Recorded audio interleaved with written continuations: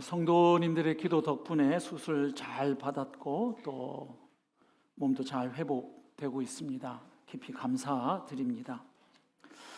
수술 당일에 수술실로 이동하기 5분 전에야 이 통보를 받아서 아내 얼굴을 보지 못하고 수술실로 향했는데요. 사실 아내는 그날 새벽 5시 반부터 집에서 대기하고 있었거든요.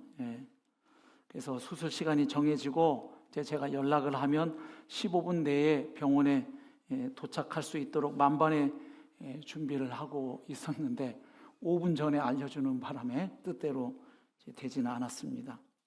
그런데 이제 이동용 침대 위에 누운 채로 수술실로 이동하는 그 시간, 며칠 전에 아내하고 산책을 할 때 아내가 들려준 이야기가 하나 생각이 났습니다. 그것은 이제 아내가 자주 듣고 있는 그 날기새, 날마다 기막힌 새벽, 그 김동호 목사님 간증이었는데요. 이제 목사님께서 큰 수술을 여러 차례 하셨죠. 근데 한 번은 이제 암 수술 직전에 사모님 뵙고 이제 수술실로 향하는데 이제 사모님께서 그러시더래요. 기도할게요. 잘 다녀오세요. 이렇게 하시더랍니다. 그래서 그 말을 듣고 목사님 마음속으로 기도를 했대요. 주님, 다녀올게요. 기도를 했는데 그 순간 같이 갈 건데 하는 주님의 음성이 마음에 들렸다는 이야기예요. 그리고 이제 그 후에 또 다른 암 수술을 받게 되셨다고 해요. 그래서 이번에는 아예 수술실 갈 때 처음부터 주님 함께 가실 거죠? 이렇게 이제 기도하고 이제 수술을 잘 받으셨다는 이야기인데요. 그 수술실로 가는 그 시간에 그 이야기가 딱 생각이 나서 저도 주님께 기도했지요. 주님께서 같이 가주시니까 참 감사하고 평안합니다. 주님 수술 후에 회복실에서도 함께 해주시고 잘 깨어나게 해주실 줄 믿습니다. 그렇게 기도하고 수술실 들어가니까 마음이 편안하더라고요. 그 기도 안 하고 갔으면 조금 어려울 뻔한 게 수술실 들어가니까 뭐 사인하라고 해서 그 아이패드에 사인 끝나자마자 제 다리를 딱 묶더라고요. 전신 마취하려고 그러는 이제 하니까 다리를 딱 묶고 타이머 작동합니다. 그래서 타이머 탁 누르길래 기도 안 하고 들어왔으면 조금 당황할 뻔했구나 이제 이런 생각을 했는데 참 감사했어요. 성도 여러분, 우리 삶의 모든 현장에 우리 주님이 임재하시고 동행하시고 역사하십니다. 그 주님을 찬양합니다. 오늘 본문은 사도 바울이 이제 로마서에서 본격적으로 복음의 진리를 풀어서 설명하기 전에 그 전에 먼저 왜 인류가 예수 그리스도를 통한 하나님의 의와 또 구원을 필요로 하는지 그 이유를 밝히고 있는 말씀입니다. 그 내용이 1장 18절부터 3장 20절까지 상당히 긴 본문에 그 내용이 적혀져 있지요. 다시 말하면 하나님을 떠난 모든 사람의 그 비참한 상태, 그 실존적인 상황을 아주 적나라하게 보여주는 거울과도 같은 말씀이에요. 마치 엑스레이나 MRI와도 같이 인간의 상태를 그대로 보여주는 말씀이라고 볼 수 있죠. 그게 왜 그런가 하면 오늘 본문 말씀이 앞에 로마서의 주제 구절이라고 할 수 있는 16절, 17절에 이어지는 말씀이기 때문에 그렇습니다. 오늘 본문 18절에 보면 한글 성경에는 조금 빠져 있는데 이유를 나타내는 접속사 가르로 시작해요. 왜냐하면 이렇게 시작이 됩니다. 그 말은 뭐냐면 그 앞에 로마서 1장 16절, 17절에서 말했던 내용을 이어받아서 지금 18절 말씀부터 이어지고 있다는 것이죠. 자, 그러면 로마서의 주제 구절인 1장 16절, 17절 한번 보시면 어떤 내용이 적혀져 있습니까?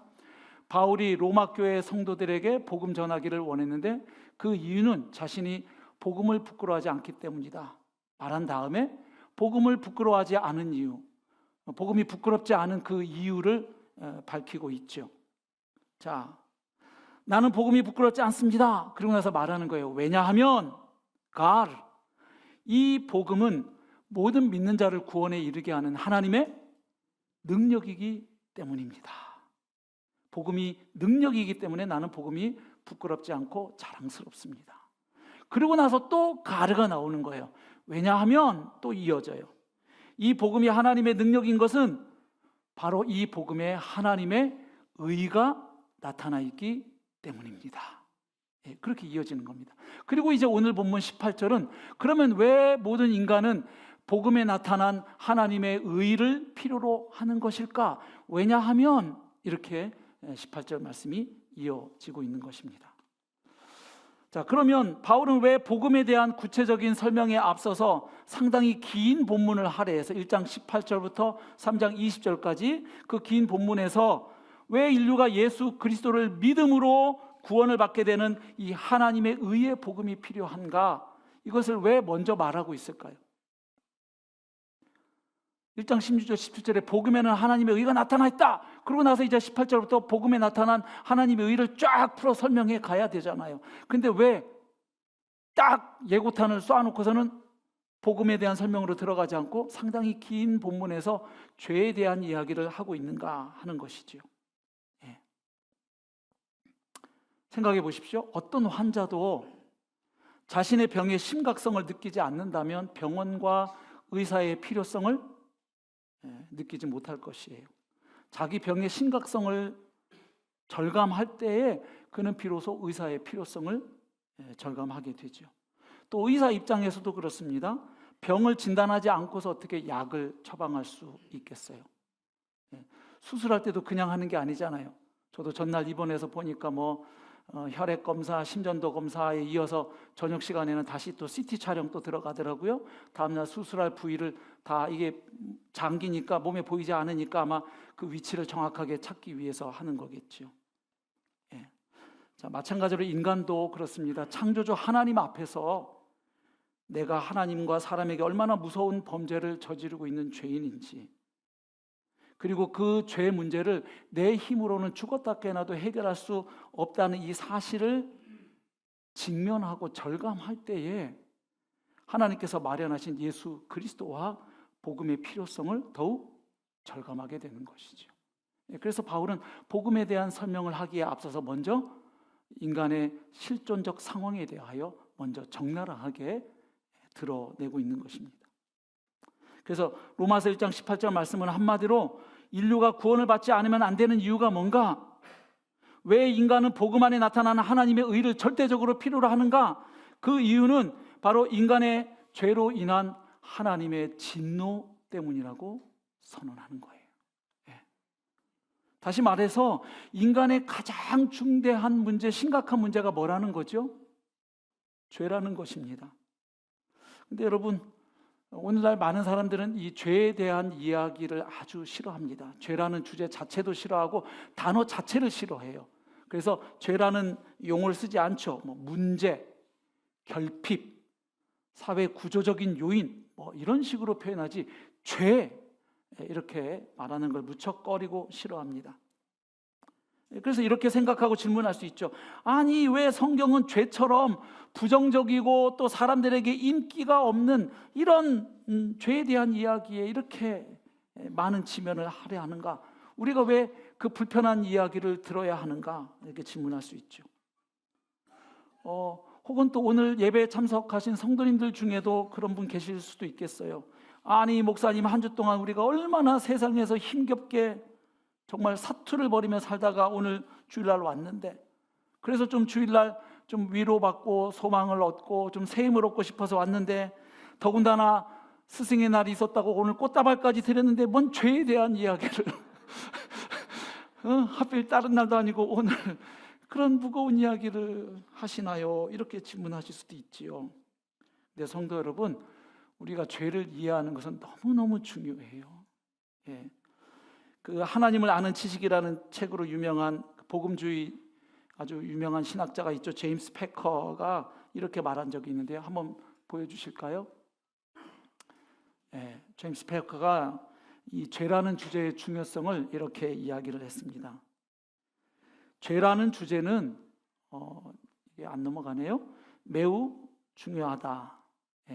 인생에서 가장 먼저 알아야 할 것이 죄라고 하면 이상하게 들릴지 모르지만 엄연한 사실이다. 죄에 관해서 배우지 않는다면 자신과 다른 인간들, 자신이 사는 세상, 기독교 신앙을 이해할 수 없다. 성경의 갈피를 잡을 수 없다. 왜냐하면 성경은 인간의 죄라는 문제에 대한 하나님의 답이기 때문이다. 이 문제를 명확히 알지 못하면 성경이 말하려는 요지를 놓칠 수밖에 없다. 복음은 인간의 죄라는 문제에 대한 해답이니까 죄를 제대로 알고 직면할 때 복음의 필요성을 알 뿐만 아니라 복음을 더 잘 이해하고 받아들일 수 있는 것이지요. 그래서 복음은 바로 이 중대한 인간의 죄의 문제로부터 출발을 합니다. 자, 그런데 인간의 죄가 왜 가장 심각한 문제일까요? 18절 말씀에 보면 그것은 이 죄로 인해서 하나님께서 진노하시기 때문이에요. 하나님의 진노가 나타난다. 여기 나타난다가 현재 시제예요.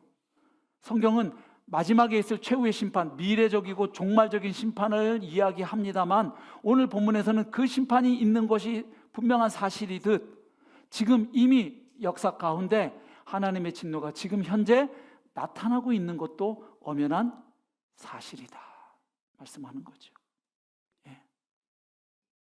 여러분, 하나님께서 진노하시면 이건 보통 심각한 문제가 아니죠. 아니, 가정에서 부모님이 나한테 진노해도 상당히 삶이 고달파질 거요. 내가 회사를 다니고 있는데 회사 사장님이 나한테 진노했다. 상당히 회사 생활 힘들어지거나 회사를 나와야 할지도 모르죠. 하물며 하나님께서 진노하신다면 이건 보통 심각한 이야기가 아니에요. 그런데 여기에서 하나님의 진노에 대하여 조금 받아들이거나 이해하기가 힘든 분들이 많습니다. 그도 그럴 것이 많이 들었거든요. 하나님은 사랑이심이라. 예. 하나님은 사랑이다. 기독교는 사랑의 종교다. 많이 들었단 말이에요.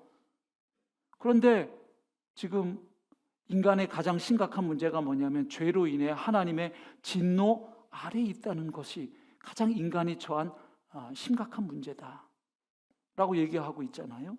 그래서 이 진노의 개념과 사랑의 하나님을 조화시키는 데 어려움을 느끼는 분들이 많습니다. 그래서 마르키온 같은 사람은 성경 자기가 번역하면서 하나님의 진노라는 이 말씀에서 하나님의 라는 말을 쏙 빼버렸어요. 예. 받아들이기 힘들었던 거죠. 하나님이 진노하신다는 게. 예.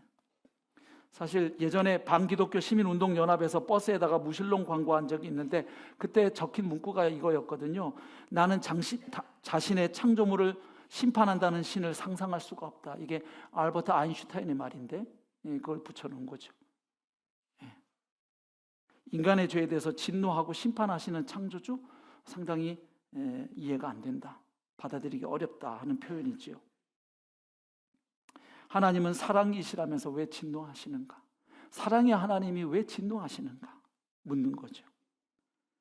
근데 여러분, 죄에 대해서 진노하시는 신이 있다고 한다면 그 신은 나쁜 신인가요? 죄와 악에 대하여 눈 감아주는 게 선인가요?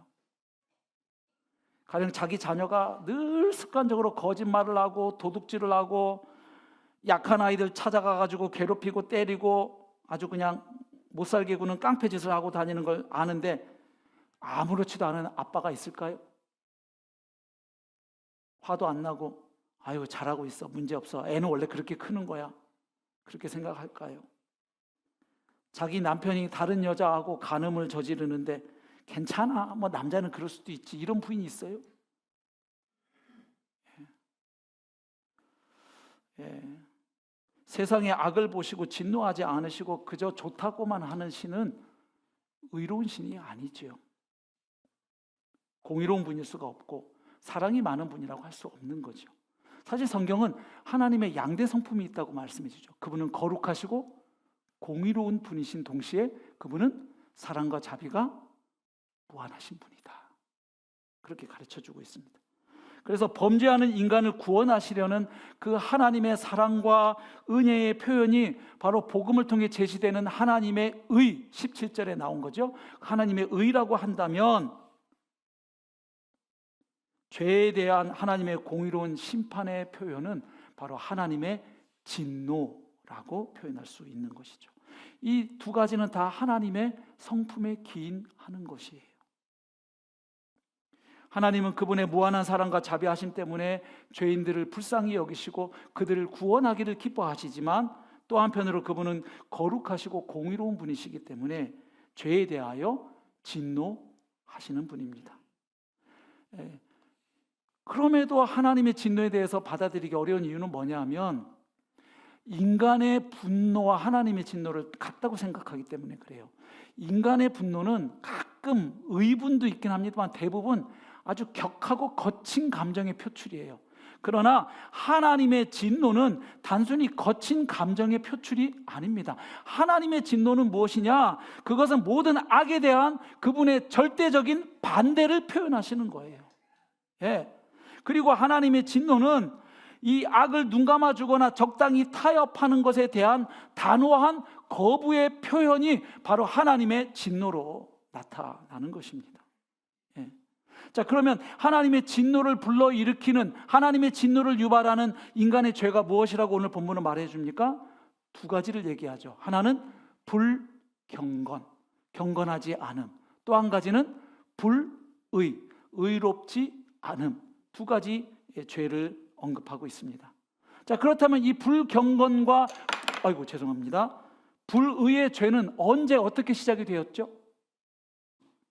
그죠? 로마서에서는 말해주죠. 바로 한 사람으로부터 시작되었다고 가르쳐줍니다. 우리 로마서 5장 12절 말씀 봅니다. 그러므로 한 사람으로 말미암아 죄가 세상에 들어오고 죄로 말미암아 사망이 들어왔나니 이와 같이 모든 사람이 죄를 지었으므로 사망이 모든 사람에게 이르렀느니라.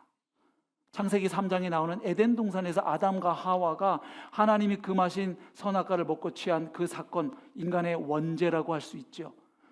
그 사건 때문에 이 세상에 죄가 들어왔고 사망이 들어왔다는 거예요. 그래서 그 이후 아담 이후 태어나는 모든 인간은 이제 이 세상에 들어온 죄와 사망의 종노릇하는 존재들이 되었다는 거예요. 그래서 죄를 짓기 싫음에도 죄를 짓는 존재, 그러니까 죄의 종이 맞는 거죠. 그리고 결국은 죽을 수밖에 없는 존재가 되었다고 성경은 가르쳐 주고 있습니다. 그래서 바로 그 원죄로 인해서 아담 이후 태어나는 모든 인생은 아담의 타락하고 부패한 본성을 그대로 이어받은 채 출생하는 거죠. 그래서 하나님과 단절된 채 이 세상에 태어납니다. 영적으로 죽은 상태로 태어나죠. 그래서 에베소서에도 너희가 과거에 구원받기 전에는 허물과 죄로 죽어 있었다. 그런 너희를 하나님께서 그리스도를 통해 다시 살리셨다고 선언하는 것이죠. 그래서 다윗도 시편에서 뭐라고 노래했습니까? 내가 죄악 중에서 출생하였음이요. 그렇게 노래했던 것이죠. 자, 그래서 바로 그 원죄로부터 이제 인간에게 나타나는 그 온갖 죄악들을 딱 두 단어로 묶어서 표현하기를 불경건과 불의로 오늘 본문은 표현하고 있습니다. 그래서 이 로마서 1장에 나타나는 이 죄의 전개와 흐름을 살펴보면 핵심이 이렇습니다. 바로 그 원죄로부터 인하여 불경건의 죄가 나타나고 그리고 그 불경건에서 불의의 죄가 나타난다. 이런 흐름으로 본문이 전개되고 있습니다. 자, 그러면 먼저 불경건의 죄를 잠깐 생각해 보죠. 불경건의 죄는 어떤 죄를 가리킬까요? 불경건이니까 뭐 예배 참석 안 하고 큐티 안 하고 기도 안 하고 뭐 이런 걸 말하는 것입니까? 여기 경건하지 않다는 것은 그 기본 의미가 하나님을 인정하지 않는 것을 말해요. 하나님을 하나님으로 대우하지 않는, 대접하지 않는 죄, 하나님을 하나님으로 인정하지 않는 죄를 불경건의 죄라고 말합니다. 그래서 이 죄는 바로 하나님과 우리 사이를, 하나님과 인간 사이의 이 수직적인 관계를 파괴하는 죄가 바로 이 불경건의 죄입니다. 그래서 10계명을 가지고 말해본다면 제1계명부터 4계명까지의 죄, 그리고 예수님께서 요약해 주신 하나님을 사랑하고 이웃을 사랑하라는 큰 두 계명으로 본다면 바로 하나님을 사랑하지 않는 죄, 그 죄가 바로 불경건의 죄라고 말할 수 있지요. 근데 바울은 단지 불경건의 죄를 언급하는 데 그치지 않고 이 불경건의 죄가 어떻게 점진적으로 전개되고 나타나는지를 로마서 1장에서 이야기를 하고 있죠. 세 가지 유형으로 나타나고 있다고 말해줍니다. 첫 번째는 배은 망덕이에요. 18절 다시 보면 하나님의 진노가 불의로 진리를 막는 사람들이 진리를 막고 있고 억누른다는 거예요. 하나님이 창조주시고 우리는 그분의 피조물이라는 사실, 이 진리를 애써 억누른다는 거예요. 거부한다는 거예요. 그래서 나타나는 그 현상이 뭐냐면 경건하지 않음과 불의인데, 바로 이 죄에 대하여 하늘로부터 하나님의 진노가 나타나고 있다. 그래서 이 죄가 표현되는 양상은 첫 번째는 배은망덕이에요. 뭐냐면 사람이 하나님을 알면서도 그분을 예배하거나 그분에게 감사하지 않는다는 거예요. 자, 이것에 대한 하나님의 진노가 정당한 이유를 바울이 두 가지를 들고 있는데 19절을 보면 먼저 모든 사람 마음에는, 내면 속에는 하나님에 대한 어느 정도의 신의식 혹은 신지식이 있다는 거예요. 또 어떤 사람들은 표현하기를 종교의 씨앗이라고도 표현하는데 19절 말씀을 보십시오. 이는 하나님을 알만한 것이 그들 속에 보임이라 하나님께서 이를 그들에게 보이셨다 말씀하죠. 그러니까 인간의 내면 속에는 하나님을 알만한 것이 심겨져 있고 새겨져 있다는 거예요. 그래서 인간이 무의식 중에 나쁜 짓을 하면 사람들은 천벌을 받는다고 생각해요. 하늘의 벌을. 교회 안 다니는 분들도. 또 위기에 몰리면 자신도 모르게 누굴 찾아요? 아이고 하나님 찾지요. 그래서 뭐 우스갯소리로 스님도 물에 빠지면 하나님 찾는다는 얘기도 있잖아요. 예. 그래서 인간 내면 안에 하나님을 알만한 씨앗이 있다는 거예요. 사람이라고 한다면. 그 다음에 두 번째, 인간 내면에만 하나님이 새겨놓은 게 아니라 인간 바깥에 존재하는 자연 만물을 통해서도 인간은 하나님을 어렴풋하게나마 알 수 있도록 해놓으셨다고 말씀합니다. 그게 20절이에요. 창세로부터 하나님의 보이지 아니하는 것들, 하나님 영이시니까 우리 눈에 보이진 않죠. 그분의 영원하신 능력과 신성이 어디에 보여진다는 거예요? 그분이 만드신 만물에 분명히 보여 알려졌나니, 그래서 사람들은 하나님께 핑계할 수 없다. 나중에 최후심판대에 서서 저는 하나님이 눈에 안 보여서 하나님 계신 줄 몰랐어요. 저희 동네에는 교회가 없어서 교회를 제가 못 다녔기 때문에 몰랐는데요. 저희 집에는 성경책이 없어서 한 번도 하나님에 대한 이야기를 읽어본 적이 없어서 몰랐는데요. 핑계할 수 없다는 거예요. 사람으로 태어난 이상 그 내면 안에 하나님을 알만한 씨앗이 심겨져 있고, 그리고 자연 만물을 보면 이것을 만드신 창조주 하나님을 떠올리지 않을 수 없기 때문에 하나님 앞에서 핑계댈 수 없다는 거죠. 예. 저는 못 가봤습니다만 제 친구 중에 무신론자가 있는데 미국에 여행 갔다가 그랜 캐니언을 보고 오더니 연락을 해왔어요. 너 내가 무신론자인 건 알지 김 목사? 예, 그러더니 하는 말이, 근데 그랜 캐니언을 좀 보고 왔는데 창조주가 계셔야 할 것 같긴 하더라 이러더라고. 그 어마어마한 협곡 몇백 킬로미터잖아요. 그걸 보니까 이게 그냥 우연히 생각했다고 믿기가 어려워졌다고 뭐 살짝 이야기를 하긴 하더군요. 여러분, 과학자들은 지구를 우주의 오아시스라고 부르고 있는데요. J.D. 그리어 목사님의 복음 특강이라는 책에서 지구의 특별함을 이렇게 설명을 하고 있어요. 지구와 가장 가까운 달만 해도 낮에는 그 온도가 125도, 밤에는 영하 160도입니다. 그리고 금성도 화성도 생명체가 존재할 수 없죠. 그런데 지구는 이와는 달리 사람이 존재하기 위한 20만 가지 이상의 특별한 조건을 지구라는 별이 갖추고 있다는 거죠. 그래서 공기 중에 산소 농도가 6%만 떨어지면 어떻게 되는가? 다 질식해서 죽어요. 그리고 4%만 또 올라가면 지구는 거대한 불덩이가 되어버리죠. 대기 중에 이산화탄소가 0.5%만 높아져도 이 세상은 다 불타버립니다. 그리고 0.02%만 낮아지면 대기 자체가 사라져버리죠.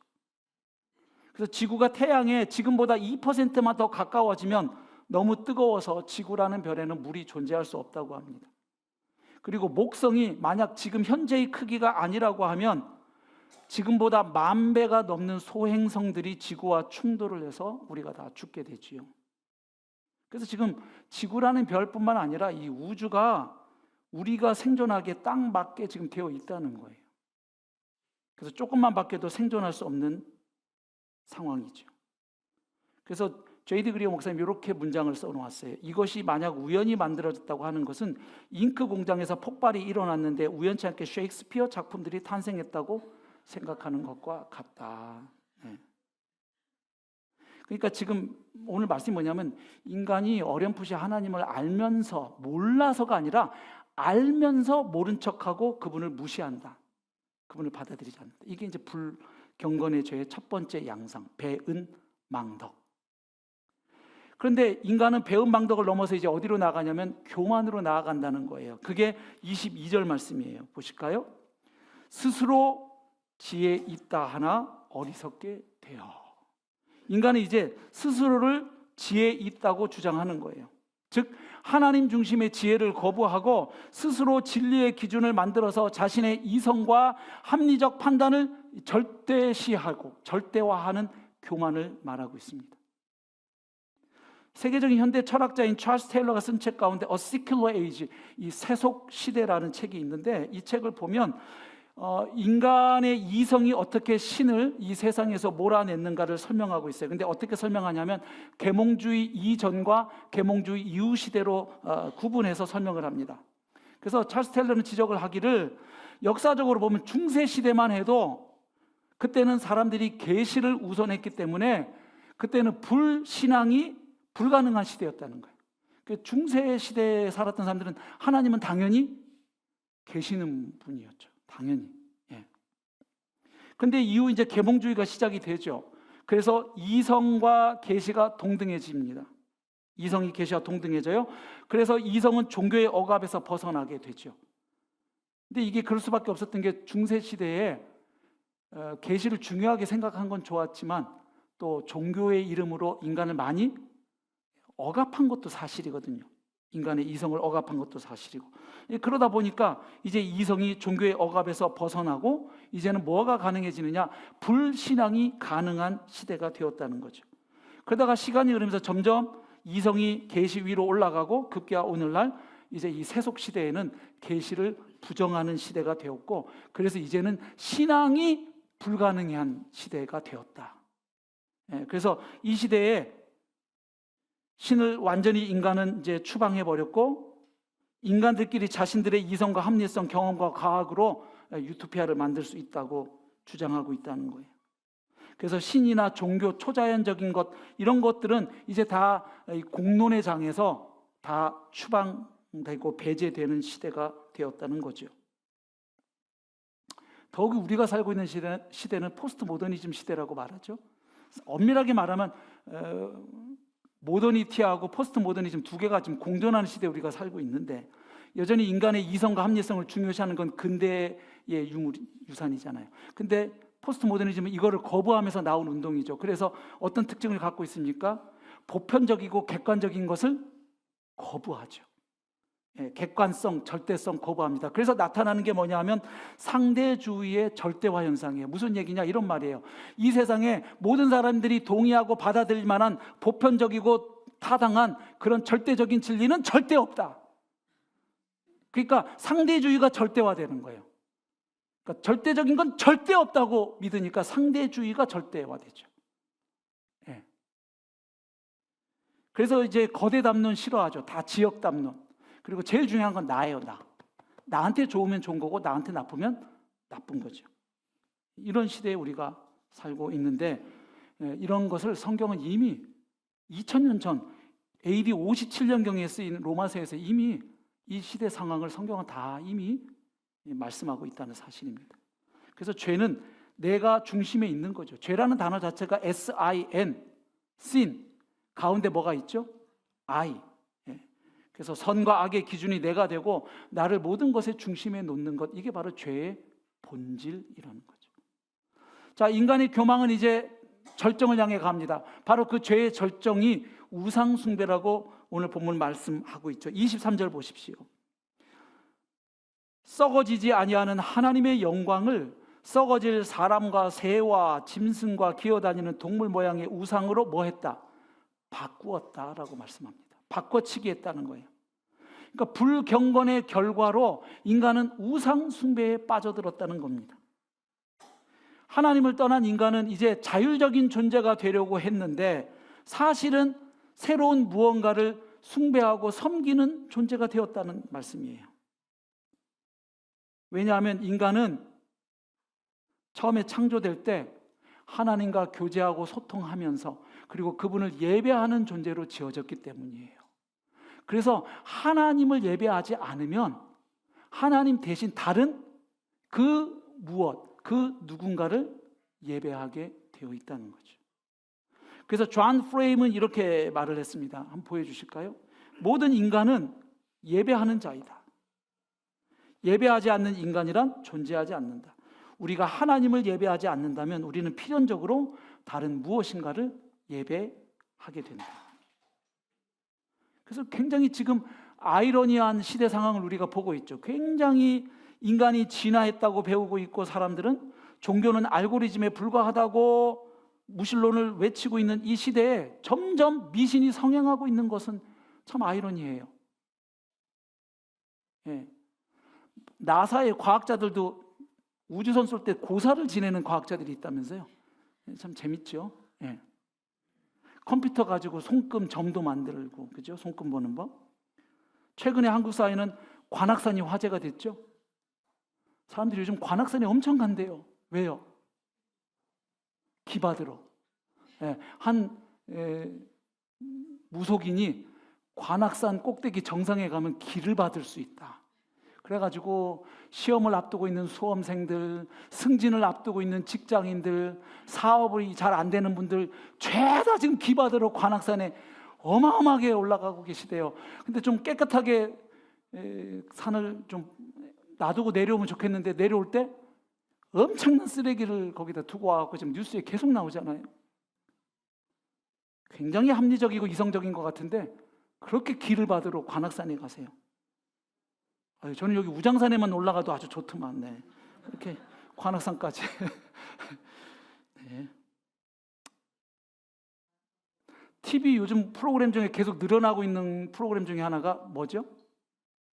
무속인들 나오는 프로그램 계속 늘어나고 있는 거 아시죠? 결국 우상을 만드는 목적이 뭐냐면 하나님을 왜곡해서 자기 정욕대로 살겠다는 거예요. 예. 24절에 보면 이렇게 우상 숭배하는 목적이 자기 정욕대로 살려고. 그래서 우상 숭배의 본질이 탐심이에요. 탐심. 예.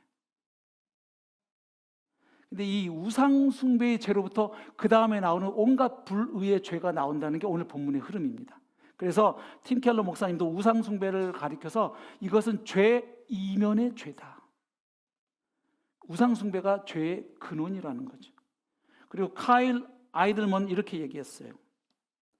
우상 숭배는 많은 죄 가운데 하나가 아니다. 그것은 다른 모든 죄를 낳는 큰 죄가 바로 우상 숭배다.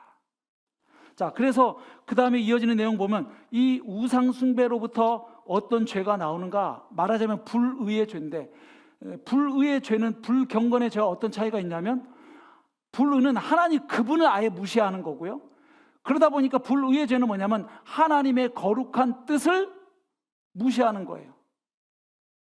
그러다 보니 사람이 사람을 무시하게 되죠. 그래서 이 불의의 죄는 사람이 사람에게 짓는 죄를 의미합니다. 그래서 인간과 인간 사이의 수평적인 관계를 파괴하는 게 바로 불의의 죄예요. 그러니까 흐름을 보면 불경건의 죄로부터 뭐가 나온다? 불의의 죄가 나온다는 것이죠. 자, 그런데 그 불의의 죄가 어떤 양상으로 나타나고 전개되는가? 또 세 가지를 얘기하고 있는데 첫 번째는 이 우상 숭배의 죄는 필연적으로 성적인 타락으로 이어진다는 것을 지적하고 있습니다. 예, 우상 숭배하니까 하나님이 그 마음의 정욕대로 내버려 두셨어요. 그랬더니 인간이 성적 타락에 빠졌다. 그게 24절 말씀이죠. 그러므로 하나님께서 그들을 마음의 정욕대로 더러움에 내버려 두사 그들의 몸을 서로 욕되게 하게 하셨다 말씀합니다.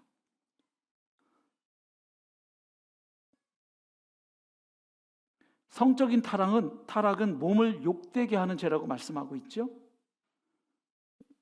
고린도전서 6장 18절에서도 이 성적인 죄, 음행의 죄는 자기 몸의 죄를 범하는 것이다. 즉 자기 몸을 더럽히는 죄라고 말해요. 근데 여러분, 이 몸을 더럽히는 죄가 심각한 이유는 이 몸이 그냥 썩어서 없어질 게 아니라 나중에 부활해서 주님 나라에서 영원히 하나님과 거할 몸이에요. 예. 그리고 이 땅에 사는 동안도 우리의 몸은 하나님의 거룩한 영이 거하시는 성전이라고 말씀하고 있죠. 예. 자, 인류가 범해온 온갖 성적인 범죄와 타락상 말씀 잘 안 드려도 아시죠? 예. 우리나라도 이제 간통죄 폐지된 나라입니다. 예. 뉴스에 다 안 나와서 그렇지 우리나라에 굉장히 지금 스와핑이 성행하고 있다 그랬죠. 각종 성범죄 소식이 매일 나오죠. 뉴스에 보면. 여러분, 성경에서 이 음행의 죄를 금하는 이유가 있습니다. 그게 뭐냐면 성은 본디 하나님께서 사람을 남자와 여자로 창조하시고 그 부부가 온전한 연합 속에서 누릴 수 있는 선물로 주셨고, 또 하나는 온전한 연합의 그 수단과 절정으로 주신 게 성이란 말이에요. 그래서 성경은 참된 연합이 불가능한 대상과 성적으로 연합하는 것을 금하고 있습니다.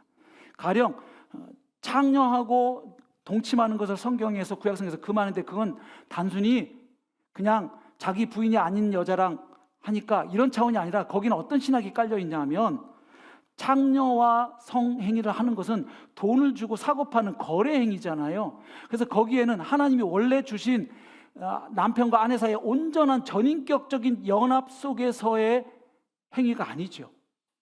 그냥 단순한 성적 교접 행위죠. 거래가 되죠. 그래서 그걸 금하시는 거예요. 짐승과의 성관계인 수간을 성경이 금하고 있는데 그것도 마찬가지예요. 참된 인격적 연합이 불가능한 상태에서 이루어지는 교접 행위이기 때문에 그렇습니다. 자, 그런데 오늘날 인간은 어디까지 나갔나요? 우리 사회도 이 문제 한번 뉴스에 몇 번 다뤄진 적인데, 리얼돌. 이제는 사람들이 인형을 아주 실제의 사람과 비슷하게 만들어가지고 그 인형과 성관계를 맺고 있죠, 오늘날 사람들이.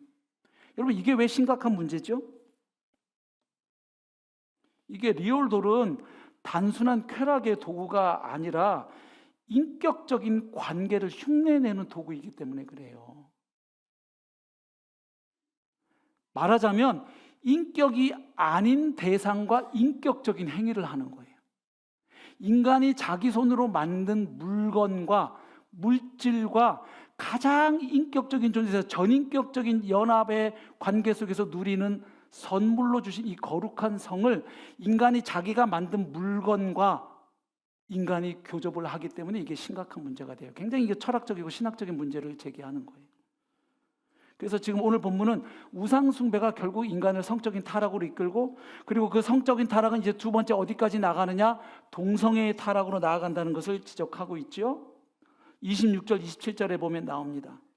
이 때문에 하나님께서 그들을 부끄러운 욕심에 내버려 두셨으니 곧 그들의 여자들도 순리대로 쓸 것을 받고 영리로 쓰며 그와 같이 남자들도 순리대로 여자 쓰기를 버리고 서로 향하여 음욕이 부릴 듯하며 남자가 남자와 더불어 부끄러운 일을 행하여 그들의 그릇 때문에 상당한 보응을 그들 자신이 받았느니라. 자, 그러니까 하나님을 인정하지 않는 이 불경건의 죄, 그리고 하나님 아닌 다른 그 무엇을 숭배하는 우상 숭배의 죄는 단순한 성적인 타락에서 멈추지 않고 결국 동성애의 타락까지 나아간다는 것입니다. 그래서 그것을 부끄러운 욕심이라고 말하고 있죠. 하나님의 창조 질서를 거부하고 깨뜨리는 거기 때문에. 앞에는 정욕이라고 그랬죠. 성적 타락은 하나님이 주신 정상적인 욕구에도 그게 너무 과하면, 선을 넘으면 문제가 되죠. 근데 이 동성애를 얘기할 때는 부끄러운 정욕이라고 표현하고 있습니다. 부끄러운 욕심. 정상적이지 않다는 거죠. 하나님이 정한 남녀의 질서를 거부하는 것이죠. 창조 질서를 거부하는 겁니다. 근데 사람들은 이야기를 이게 동성애는 선천적이고 유전적인 거다. 어쩔 수가 없다. 근데 동성애를 유발하는 유전자라고 알려진 XQ28이 사실은 동성애 유전자가 아니라는 게 밝혀졌지요. 예. 그리고 마약보다 더 힘든 게 이 동성애에서 빠져나오는 것이라고 인간들은 얘기하고 합리화하는데, 오늘날 예수 그리스도의 복음을 받아들이고 정말 예수 그리스도를 주님으로 받아들인 사람들 가운데 수도 없이 동성애자였다가 빠져나와 경건한 그리스도인이 된 사례가 수도 없이 많습니다. 예, 복음은 능력이에요. 예. 근데 여러분, 이 동성애가 오늘날 우리가 사는 21세기에 툭 나타난 게 아닙니다. 지금 로마서는 주후 57년경 1세기에 기록된 편지예요. 바울은 이미 로마서에서 2000년 전에 당시 로마 세계의 타락상을 이미 폭로하고 있는 거예요. 여러분, 로마 황제들 가운데 거의 다 절대 다수가 양성애자였다는 건 아시죠? 모르셨나요? 네. 수에토니우스의 그 황제전에 보면 거의 황제들 대부분이 다, 오늘날의 동성애자는 조금 결이 다르긴 해요, 제가 볼 때. 그러나 왜냐하면 그들은 부인도 있었고 결혼도 했으니까. 그런데 동성애를 즐겼죠, 거의 대부분의 황제들이. 그래서 당시에 그 황제와 귀족들을 위해서 소년들을 미동으로 길러서 성적 놀이개로 삼았다는 건 잘 알려진 사실이죠. 그리고 여러분, 아주 우리가 고상하다고 생각하는 그리스의 철학자들도 상당수가 동성애자였다는 건 아시죠? 예. 뭐 소크라테스, 플라톤, 크세노폰, 아리스토텔레스, 얼마나 고상한 이야기를 많이 했습니까? 플라톤이 향연에서 뭐라고 말했는지 아시나요? 그 향연이라는 책 보면 플라톤이 이렇게 말하고 있어요. 여자와 동침하면 육체를 낳지만 남자와 동침하면 생명을 낳는다. 예. 자, 오늘날에는 동성애를 지지하고 인정하는 게 정의고 인권이고 진리가 되어가는 시대에 살고 있죠. 그래서 동성애는 순리가 아니다, 그건 부끄러운 일이고 하나님의 창조 질서에 반하는 것이다 얘기하면 이제 차별금지와 포용이라는 이름으로 공격을 받는 시대에 저와 여러분이 살고 있습니다. 그래서 이제 요즘 아이들이 배우는 내용에는 이제 남자와 남자, 여자와 여자가 결혼해서 부부가 될 수도 있다. 그것은 하나의 선택이다. 그죠? 이 논리죠. 취향 존중. 당신이 커피를 좋아하듯 나는 녹차를 좋아하고, 당신이 이성을 좋아하듯 나는 동성을 좋아하니까 우리 서로 취향 존중합시다. 뭐 이런 이야기인 것이죠. 네. 자, 그 다음에 그 죄가 또 어디로 나아가냐면 28절부터 32절 보면 이제 사회 도덕적인 불의와 범죄로 나아간다는 거예요. 상실한 마음대로 하나님이 내버려 두셨다는 거죠. 상실했다는 건 시험에 실격했다, 자격이 없다, 이런 뜻이에요. 그래서 쓸모가 없다, 무가치하다. 그래서 상실한 마음은 어떤 마음이냐? 올바른 도덕적인 결정을 내리기에 부적격한 마음, 부패한 마음. 그 상실한 마음대로 살도록 하나님이 내버려 두셨더니 인간들이 하는 합당하지 못한 일이 21가지가 거기 제시되어 있습니다. 근데 그 21가지를 가만히 보면 어느 정도 약간의 그룹핑이 가능해요. 먼저 첫 번째 4가지, 불의, 추악, 탐욕, 악의가 가득하다 그랬죠. 이것은 주로 인간의 내면적인 성품과 관련된 죄로 보입니다. 그렇죠? 인간의 내면 안에 불의, 추악, 탐욕, 악의가 가득하다. 그 다음에 이어지는 내용을 보면 내면에 이런 악이 가득하니까 이제 행동에도 악이 가득하다 그러면서 5가지가 나오는데 시기, 살인, 분쟁, 사기, 악독이 가득하다. 이것은 주로 타인과의 관계에서 제기되는 범죄 행위들이죠.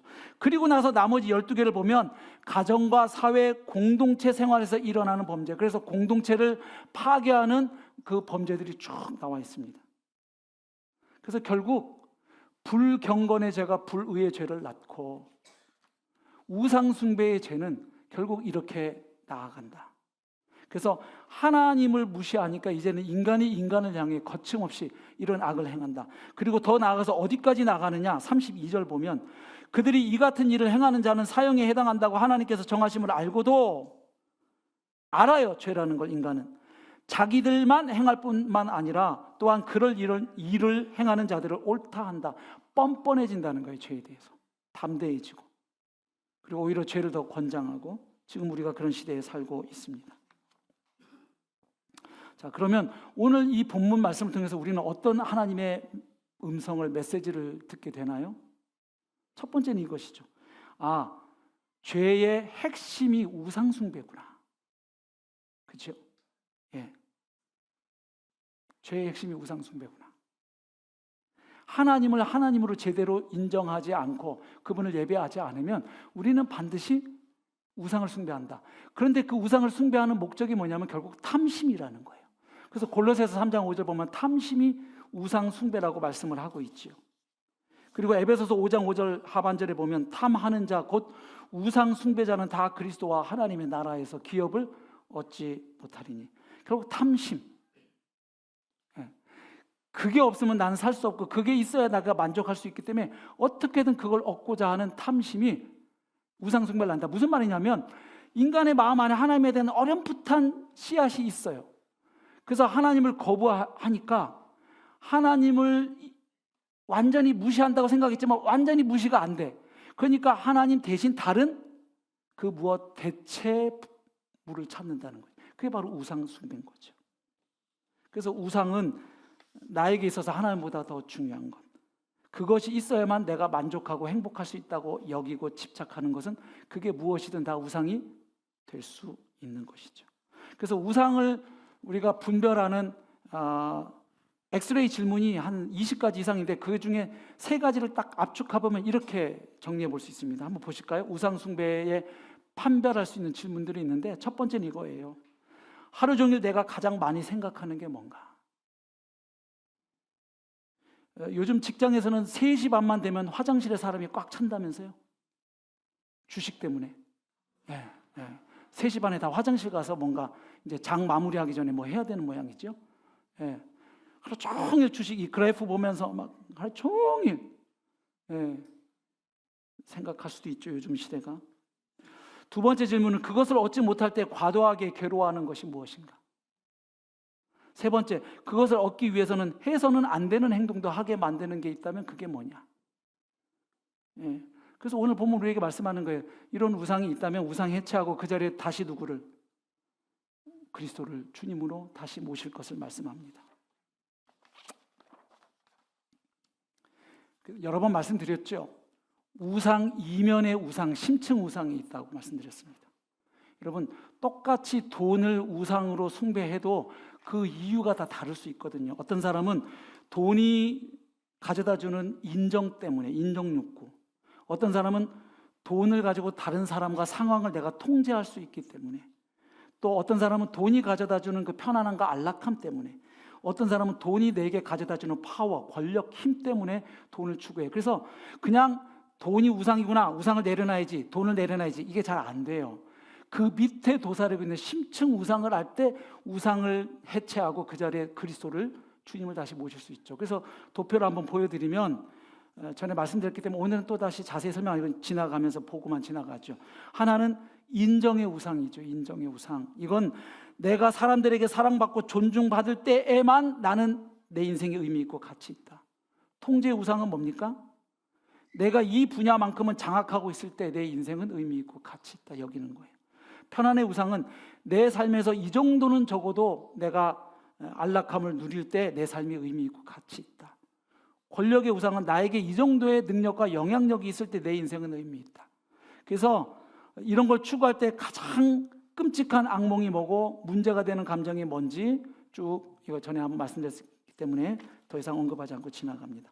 그래서 오늘 우리가 이 말씀을 읽을 때 이미 우리는 그리스도 안에서 구원받은 성도라 할지라도 혹 또다시 내가 주님보다 다른 그 무엇을 통해 만족과 행복과 기쁨을 추구하고 있지 않는지 다시 돌아보고 주님이 나의 주님이십니다. 우리가 오늘 고백하는 날 될 수 있기를 소망합니다. 또 한 가지는 오늘 본문은 우리가 왜 사람들에게 예수 그리스도를 전파해야 되는지를 잘 보여줍니다. 오늘 본문은 죄를 중심으로 인류 역사를 아주 간략하게 요약해서 보여주고 있습니다. 여러분, 역사를 구분하는 기준들이 몇 가지 있잖아요. 어떤 기준이 있습니까? 예를 들어서 인간이 사용한 도구를 가지고 구분하면 뭐 석기 시대, 청동기 시대, 철기 시대 구분하기도 하고요. 또 정치 체제나 경제 형태를 가지고 뭐 고대 노예제, 중세 봉건제, 근대 자본주의 뭐 이런 식으로 구분하기도 하고 왕조의 변화를 가지고도 설명합니다. 어떻게 설명하죠? 뭐 삼국시대, 고려시대, 조선시대 뭐 이런 식으로. 근데 오늘 본문은 인류의 역사는 한마디로 이렇게 정리할 수 있다. 첫 번째, 외면의 역사. 인간이 하나님을 외면한 역사. 그랬더니 두 번째, 왜곡과 상실의 역사. 그랬더니 하나님을 왜곡하고 인간을 왜곡하는 역사. 다시 말하면 하나님을 상실하고 인간을 상실하는 역사. 그랬더니 결국 인류의 역사가 어느 방향으로 가느냐? 파멸의 역사로 가고 있다. 그래서 결국 인류 역사는 바로 예수가 필요한 역사임을 정확하게 보여주는 게 오늘 본문이에요. 그래서 이 시대에 살고 있는 우리 옆에 이웃들에게 우리가 담대하게 예수 그리스도의 복음을 증거해야 할 줄로 믿습니다. 마지막 한 가지 이 얘기 드리고 말씀 맺겠습니다. 오늘 본문은 성경이 우리에게 가르쳐주는 이 인간의 죄에 대한 것을 받아들이지 않으면 우리가 살고 있는 이 세상의 현실을 제대로 이해하는 데 실패할 수밖에 없다는 걸 보여줍니다. 오늘날 사람들은 죄라는 단어 쓰기 싫어하고 직면하기 싫어하고 다른 데에 원인을 돌려요. 예. 여러분, 만약에 인간이 저지르는 끔찍한 행위들 있잖아요. 인간이 인간에게 저지르는 얼마나 못된 죄, 우리 많이 들었잖아요. 막 처음 보는 여고생을 그냥 죽여버리질 않나, 뭐 그렇죠? 요즘 계속 막 2살짜리 애를 뒤에서 막 때리지를 않나, 뭐 우리 계속 요즘 듣고 있는 뉴스인데, 이게 만약 생물학의 산물이라면 어떻게 될까요? 그것까지도 진화를 통해서 발현된 형질로 봐야 되잖아요.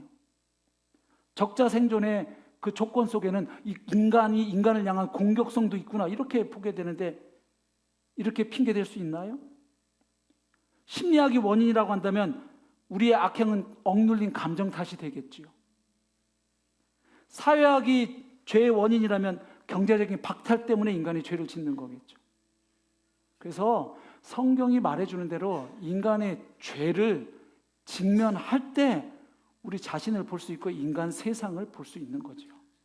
그리고 마지막으로 오늘 이 죄에 대한 말씀을 통해서 우리는 거꾸로 복음이 얼마나 위대한 것인지를 다시 발견하게 되는 거예요. 여러분, 만약에 내 삶에 구원받았다고 하는데 기쁨이 없고 나를 위해서 죽으신 예수님을 생각해도 감격이나 변화가 없다고 한다면 그거는 자기 죄의 심각성과 위력을 모르고 있기 때문이에요.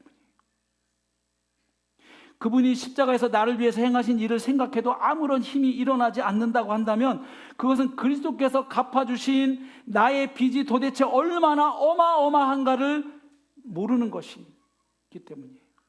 그래서 오늘 말씀을 통해서 우리는 다시 한번 우리가 구원받기 전에 얼마나 심각한 죄인이었는지를 다시 한번 발견하고, 반대로 그 죄 문제를 해결하기 위해서 주님께서 십자가에 달리셨다는 것은 내 죄가 반대로 이야기하면 얼마나 심각한 죄였는지를 보여주기에 다시 한번 그 은혜의 주님을 바라보고 주님을 붙잡을 수 있기를 축복합니다. 예. 복음이 복음되려면 죄가 죄로 드러날 때입니다. 그리고 구원받고 난 이후에도 수시로 주님보다는 다른 것을 추구하는 우리의 죄를 다시 한번 주님 앞에서 발견하고, 주님만이 나의 주님이십니다. 주님이 나의 삶의 이유가 되십니다. 다시 한번 주님을 바라보고 신뢰하는 복된 성도님들 다 되실 수 있기를 주님의 이름으로 축복합니다. 함께 찬양하겠습니다. 우리의 연약함을 고백하고 대신에 우리 자신을 신뢰하지 않고 구원받고 오래 세월이 흐르면 나를 믿는 경우가 있어요. 내 신앙을. 그러나 성도의 신앙의 여정은 믿음에서 믿음으로 가는 여정, 끝까지 믿음으로 가는 여정입니다. 그래서 다시 한번 오늘도 내가 아니라 주님을 바라보고 의지합니다. 이 고백으로 찬양 같이 하면 좋겠어요.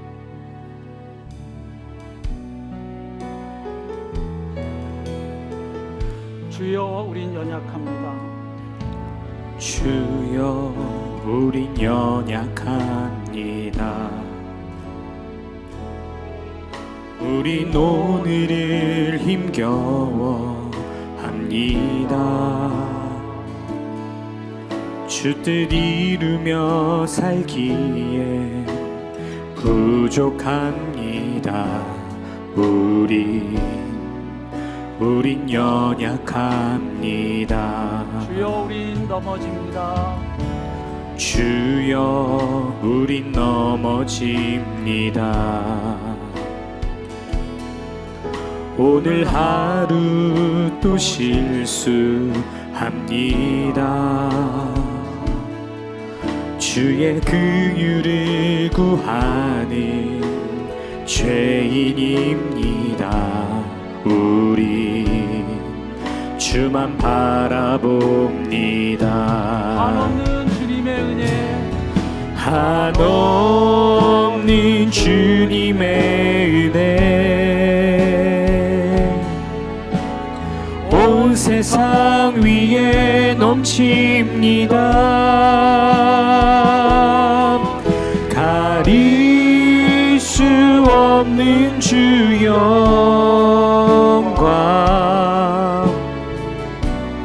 온 땅 위에 충만합니다. 주님만이 길이오니 우린 그 길 따라갑니다.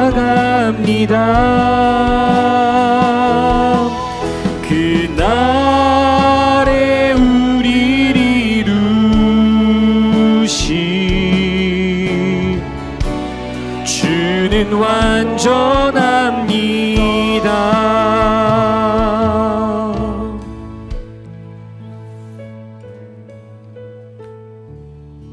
오늘 하나님의 진노가 내버려 두심으로 표현되고 있다고 말씀하셨는데, 그 하나님께서 우리 인생에 관여하시고 간섭하시는 건 축복이에요. 그래서